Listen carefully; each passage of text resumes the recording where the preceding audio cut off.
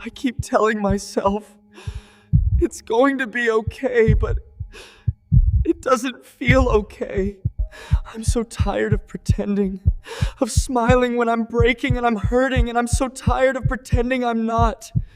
So you can easily create a voice like that you have just heard, and it is so simple. So I'm sure you are using 11 Labs the wrong way, because most of the people that I see, they create voices like they go to 11 Labs, paste their script, choose a default voice and hit generate. That is definitely not the right process. So let me start by showing how people usually create voices so that you know the wrong method first, and then I'm going to show the right method. So I am inside 11 Labs right now. I'm just heading over to text to speech, and here they just type their script. So I have chosen this script. Now, what people usually do is they choose one of the default voices that are already given in 11 Labs, and they expect the results to be the best, which will never happen. So I have chosen this voice, and now I'm gonna hit generate. I keep telling myself, it's going to be okay, but it doesn't feel okay. I'm so tired of pretending. I'm not hurting. Can you hear this? This exactly looks like AI. So there's no emotion, there's nothing. So we have to head over to ChatGPT right now. So I'm going to ask ChatGPT to design a voice for me according to this man.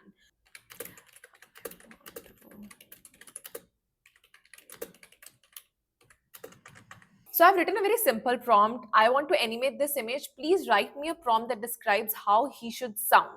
So I'm asking ChatGPT how he should sound. I can even give my own description if I like. So he's in emotional scene. So I want you to design the voice according to that.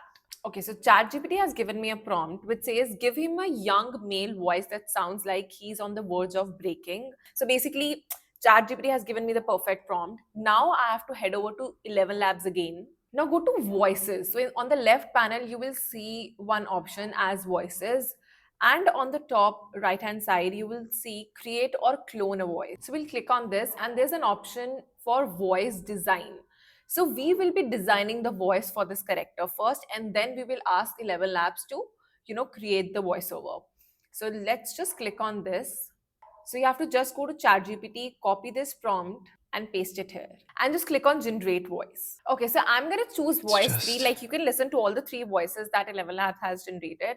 Select any one of them. Click on select voice. Now you need to name this voice, right? So I'm going to name it Sebastian, because why not? Now you can choose the language here. So I'm going to go with English, right? So this was the description. Now click on save voice. Okay, so the voice has been saved. Now go to text to speech and select your voice. And this is not just it. The most important step, you need to choose the model 11v3.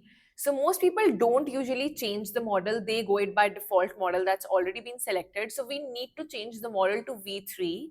And one more important thing, you need to add tags to your dialogue. That's how 11 Labs will be able to generate it with proper emotions. Okay, tags are very, very important.